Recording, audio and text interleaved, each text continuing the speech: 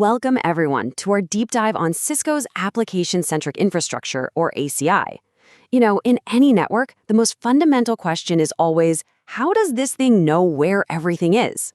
Well, today we're going to unpack exactly how ACI answers that question through a process called endpoint learning. And trust me, it's the absolute key to its powerful policy-based forwarding.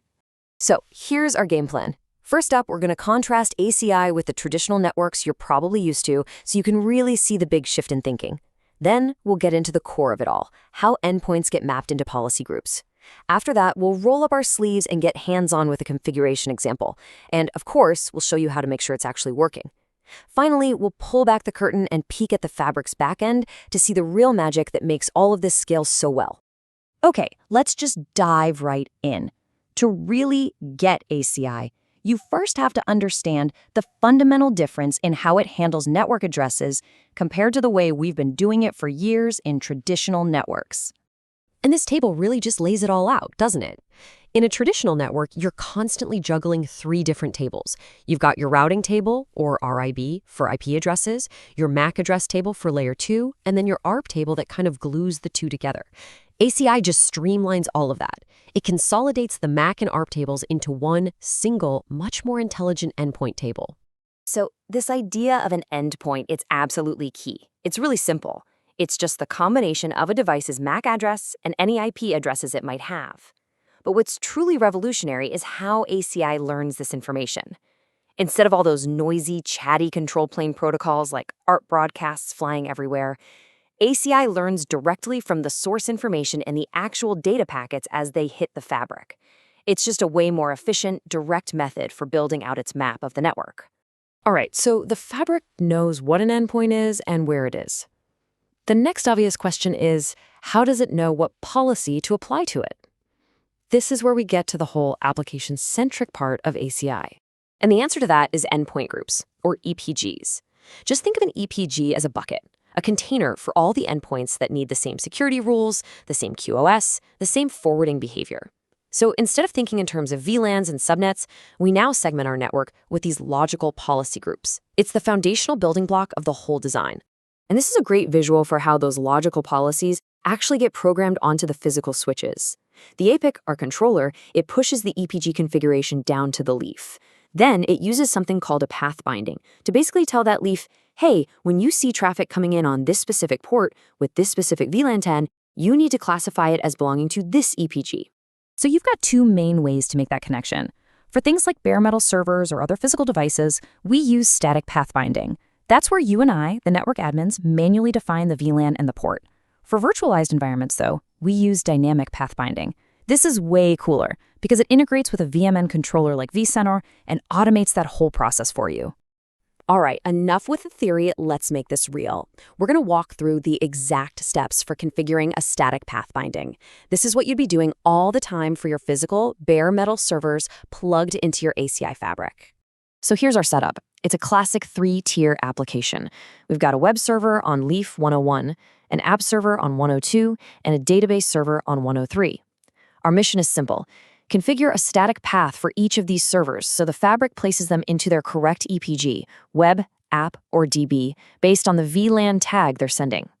So we jump over into the APIC UI. First step is to actually create our EPG. We'll give it a name, tie it to the right bridge domain, that's what handles the layer 2 forwarding, and then, this is the crucial part for our scenario, we check the box to configure a static path. Now for step 2, where we define the binding itself. Here, we pick the exact physical path, so that's node 101, interface, Ethernet 1/1. We set the mode to trunk, since our server is sending tagged traffic, and then under port endcap, we pop in the specific VLAN tag. And that's it.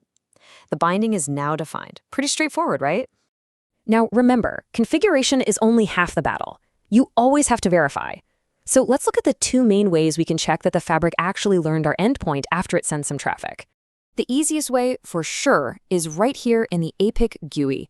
You just navigate to your EPG, click on the Operational tab, and then go to Client Endpoints. Right there, you get a nice, clean, high-level view of all the MAC and IP addresses that the fabric has learned and classified into this specific group.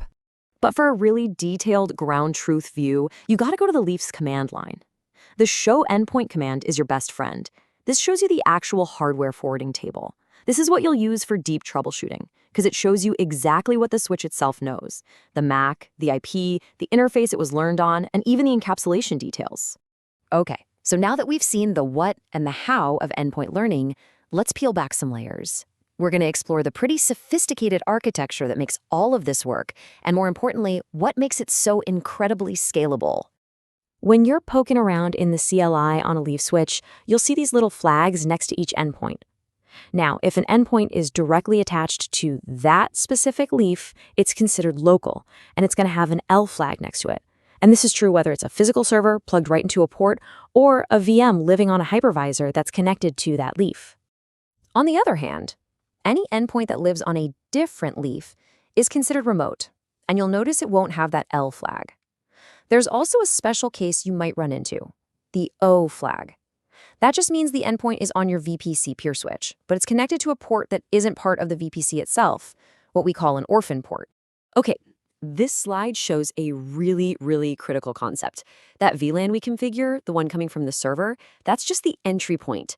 Internally, the leaf maps that VLAN to a platform-independent VLAN just for its own local processing. But, and this is the key part, when it needs to send traffic across the fabric to another leaf, it wraps it in a VXLAN network identifier, or VNID. This is how ACI keeps the local network segment totally separate from the fabric-wide transport network. So you might be wondering, with all these endpoints scattered across potentially hundreds of leaves, how does the fabric keep a consistent, fabric-wide view of everything? Well, it does it through something called the Council of Oracles Protocol, or COOP. The COOP database lives on the spine switches, and it acts as the authoritative single source of truth for every single endpoint to location mapping in the entire fabric. It's like the master directory. Now, this centralized database enables a feature that is just incredibly scalable. It's called spine proxy. So get this, a leaf switch doesn't actually need to have a massive forwarding table with every single endpoint in the fabric. Nope. If it gets a packet for a destination it doesn't know about, it just punts the packet up to a spine. The spine then looks it up in the COOP database, finds the correct location, and sends the packet on its way. That COOP database is also what makes handling endpoint moves, like a vMotion, for instance, so incredibly fast and efficient. When an endpoint moves to a new leaf, that new leaf tells COOP. COOP then immediately turns around and tells the old leaf about the move. The old leaf then creates this special bounce entry, which is really just a forwarding instruction. So if any stray traffic shows up at the old location by mistake, it gets instantly bounced over to the endpoint's new home. It's a clever way to prevent any dropped packets during that transition. And that, right there, is the punchline. It all comes down to scale. Think about it. When an endpoint moves, only 3 components need to know about it right away: the COOP database on the spine, the new leaf, and the old leaf. Every other switch in the fabric can find out about the move later on, whenever they need to. This totally prevents those massive control plane update storms you see in other fabrics and allows ACI to scale massively without breaking a sweat. And that really leaves us with a final thought to chew on. By moving away from that classic, inefficient flood and learn model to this much more sophisticated database and proxy architecture, ACI really presents a whole new paradigm. So it forces us to ask the question, how does this fundamentally change the way we should be architecting and scaling our data centers for the future?